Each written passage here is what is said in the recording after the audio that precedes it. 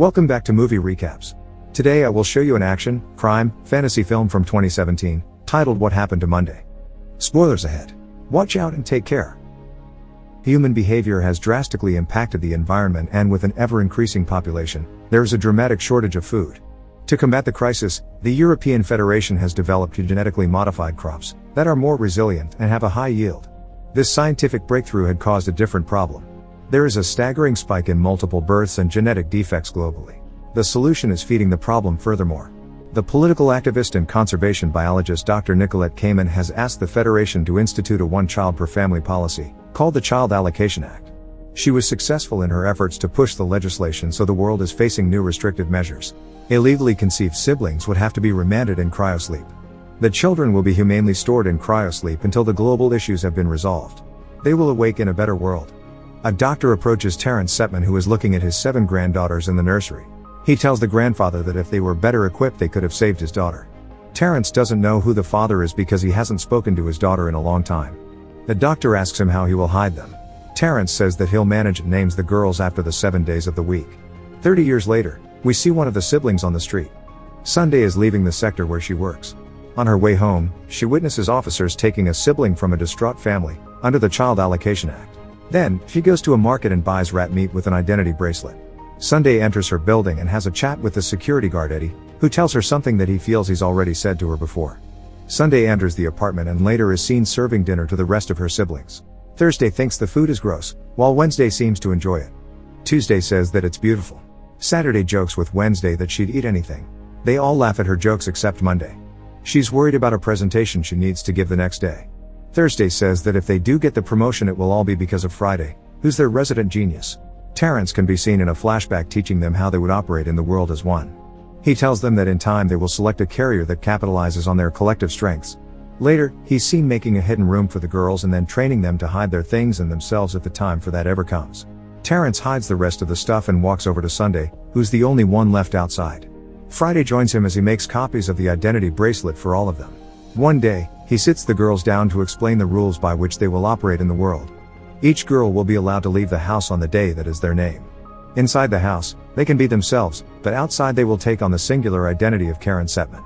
Thursday asks if she can play outside and he answers that she may, but only if it's her day and never together with her sisters. They must never tell anyone that they have siblings. Tuesday is the first one to leave the house for school. As Terrence takes her out, she gets overwhelmed by the crowd and stops. They enter another sector of the city and they scan her bracelet, revealing a successful copy. Terrence drops her off at school and reminds her that she's the only Karen Setman. That night, he tells the girls that the meeting at the end of the day is when they should share all the details of the past day with their siblings. They watch Tuesday's video of the day. Cut to the present and Sunday is showing her videos from that day. The siblings feel sorry for the allocated girl and Wednesday makes a sly comment about Kamen. Thursday wonders about what would happen if they turned themselves to the cab. All of the women think that's a horrible idea. Monday seems to especially dislike it and the two of them argue. Thursday wishes to live free as herself and not as Karen Setman, a mask they put on one day a week. Wednesday and Saturday tell the two to stop arguing, so Thursday leaves the room saying how what they have isn't a life. In a flash forward, she remembers herself leaving the house on a Saturday after her sister and grandfather have left for the day. Later, Terrence is questioning the rest of the girls about where she could have gone. Suddenly, she knocks on the door and the other girls hide. He gets a gun and opens the door to Thursday standing there with a hurt hand. She has lost the tip of her finger. Terrence dresses her wound and scolds her. When he's done with her hand, he calls Monday and says that everything they do affects each other. He cleans Monday's hand with alcohol, gives her a shot, gets the cleaver and sanitizes it with fire. What happens to one of them, happens to them all. He tells Monday to be brave and chops her finger off. At the present, it's a Monday. The day's namesake is sick and Sunday holds her head. Later, Monday scans her vitals and uses the information to apply her makeup. She leaves the apartment and arrives at a checkpoint to enter the sector where she works. She's stopped by Adrian, who bitches how he hates Mondays, but he's happy he gets to see her. She gets selected for questioning. Adrian questions her on the spot and they flirt a little, then he lets her proceed. Monday enters the bank where she works and is joined in the elevator by her colleague Jerry. They have an unpleasant conversation, where he implies that he might know something about her. Monday is worried. She doesn't come home that night and her sisters are worried because she's not answering her phone. Friday checks her bracelet, but her GPS locator is turned off and she can't find her.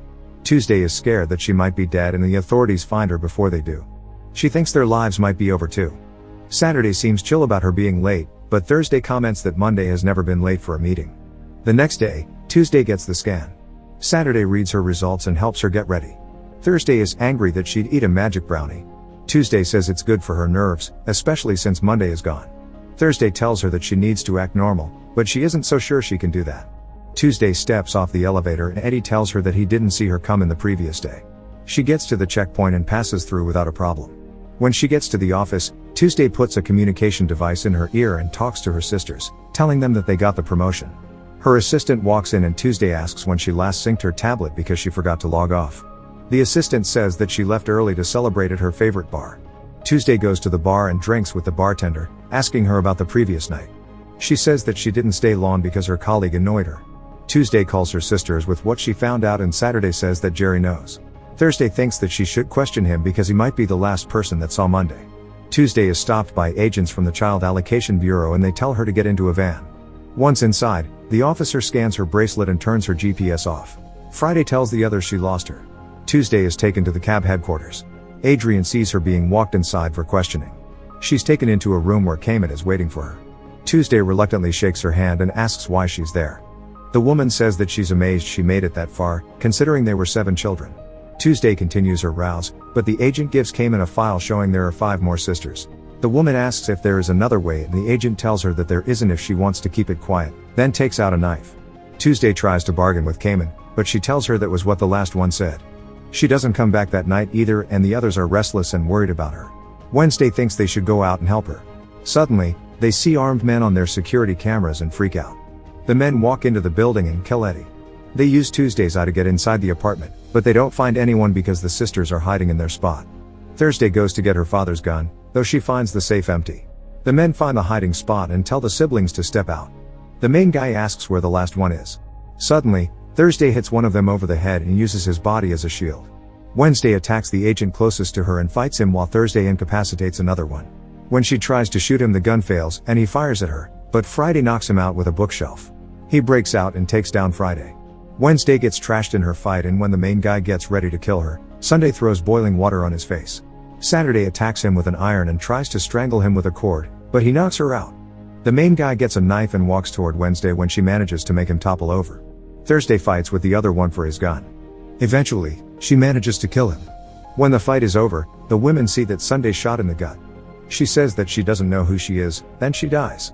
Meanwhile, Cayman visits a cab holding facility and tells the agent that she was assured that the children won't suffer. The woman has begun to feel guilty about what she has done, but the agent tells her that the parents are the guilty ones and that she is humanity's last hope. She springs back fast, telling the agent that they must localize the Setman problem because the scandal of 7 siblings surviving to adulthood might ruin her. Besides, there is another complication in the situation, the fact that Jerry seems to know. Cayman tells him to deal with Jerry first.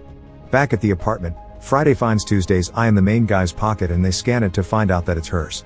Midnight strikes and the sisters discuss what they should do. Thursday thinks that they need to come up with a plan because somebody wants them to disappear. The next day, Wednesday gets ready to leave but doesn't don the Karen mask. Friday pins a camera on her sweater so they can see and hear everything she does. Thursday gives her the gun even though they can't unlock it and tells her to go to Jerry's to find out everything she can. Wednesday exits their sector and proceeds to his place. He opens the door and lets her enter. Cayman's agent has his scope set on him. Jerry asks her if their deal stands, but since Wednesday doesn't know anything about it, he tells her that she needs to pass on the promotion so it goes to him and he'll keep her secret. She points the gun at him and asks how long he's known. Jerry says that if he didn't find the contract about the funds transfer, she would have been in jail by then. The contract was with Cayman, her new VIP client.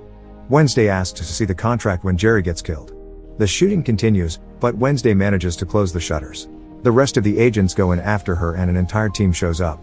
She asks her sisters where she should go, but Friday can't help her. Wednesday hides in the bathroom while the agents check the apartment. One of them enters the bathroom. She struggles with him and kills him. The others hear them struggle, calling for the agent inside. When he doesn't answer, they move in while Wednesday figures out what to do. She cuts his finger off and attaches it to her so she can use his rifle. The agents enter and she kills both of them. The last one calls the boss, but she kills him, sending him toppling over the building in front of the others. The rest of the agents move in as Friday finds her a way out of the apartment through a window. She lands in an empty dumpster and gets hurt. Wednesday still manages to get out and run with the agents after her. Friday takes her through a safe route. She runs into a building and the agents follow her in but get attacked by the people inside. Wednesday escapes the building and almost gets hit by the main agent's car. She continues to run unaware that he's tracking her. The agents see her and fire, killing innocent bystanders. Friday tells Wednesday that she needs to get her on the roof to get her home from there. Suddenly, there's a knock on their door. It's Adrian, and the girls think it's the cab. Wednesday is stuck until they figure out what to do. Saturday gets ready to open the door and the others hide. Adrian comments about her look, then tells her that he was worried when he saw her at the bureau. She lies that she was there to drop off some documents. He comes inside. Friday hangs up on Wednesday, leaving her stranded with agents coming in. Meanwhile, Adrian makes a pass on Saturday, but she panics and goes to the other room. Thursday thinks that she's the one who was seeing him, but Saturday swears she hasn't seen him before. Thursday tells her to get him back at his place to find out which one of them he's been seeing. Friday puts a coupling device in her bracelet so that she can get them access to the cab servers via Adrian's bracelet. Saturday confesses to her sisters that she's afraid that he might figure out it's not the sister he's been seeing because she's a virgin, but still changes outfits and leaves with him. Friday suddenly remembers Wednesday and tells her where she can find access to the roof. Wednesday runs there but realizes that she'll have to make a huge jump to the other building. Thursday convinces her to jump. When she does, she gets shot midair by the main agent. She holds on to the roof, but he finishes the job and sends the body to the processing center. Later, Saturday arrives at Adrian's apartment.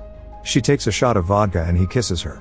Simultaneously, Friday looks through the contract and finds out that Monday had transferred millions to Nicolette Cayman's campaign on the day they got the promotion. But she never managed to sign it. Saturday couples with Adrian and simultaneously couples with his bracelet. That allows Friday access to the cab servers. The next day Friday and Thursday get into the security feed of the processing center. Suddenly, they see that one of them is alive and they think it's Monday. Saturday wakes up next to Adrian and as he gets dressed for work, he tells her that there is a big event for Cayman that night. She wonders why he works for the cab considering how they treat children. Adrian asks her if she's ever been to the lower sectors and says that they're doing them a favor. As he's leaving he tells her that he wants to be with her every day, not just Monday.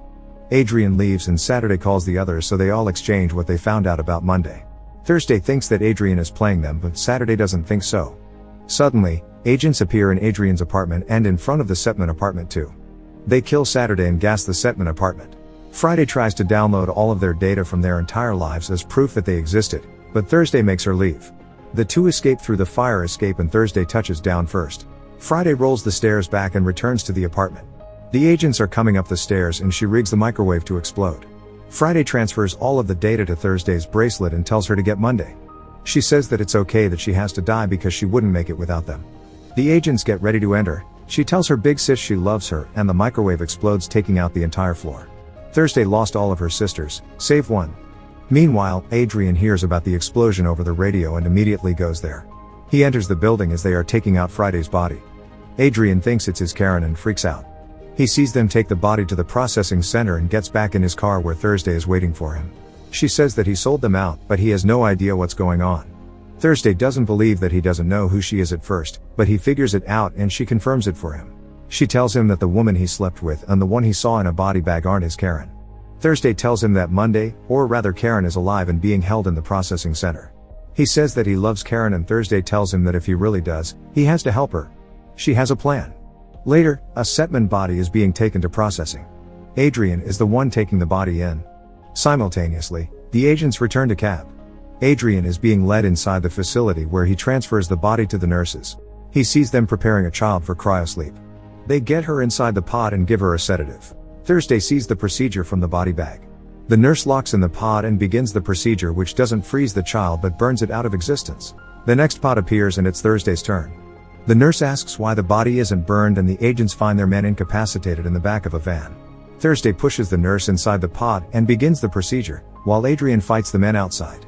Then Thursday struggles with the other nurse and subdues him in the end. Neither of them can believe what Cayman has done. She has killed them all.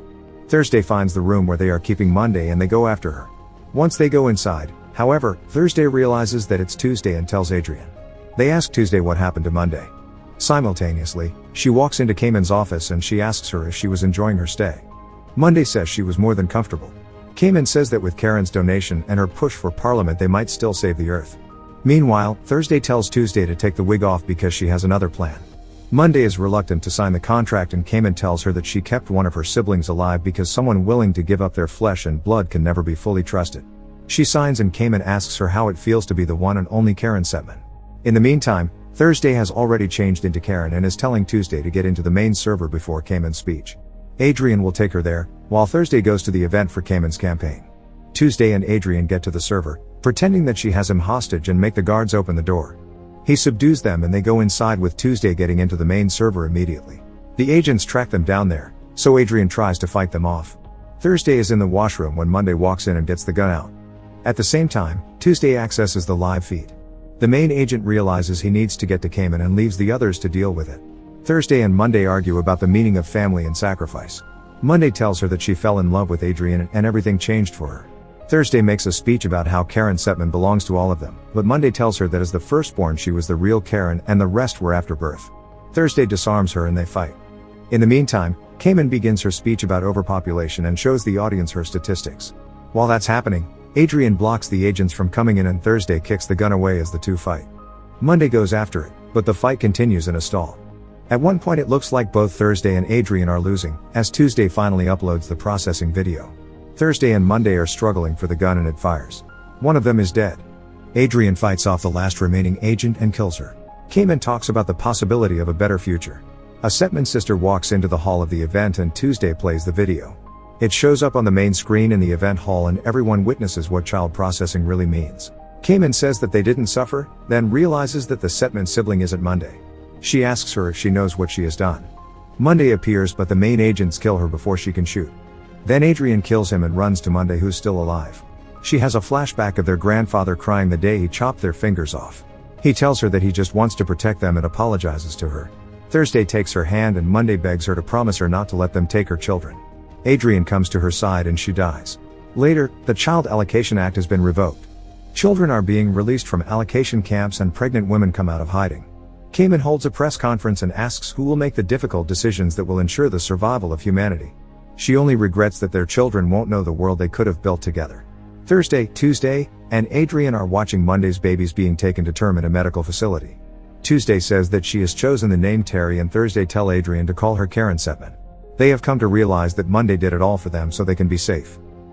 Make sure to subscribe and turn on notifications so you can watch more videos like this. Thanks for watching.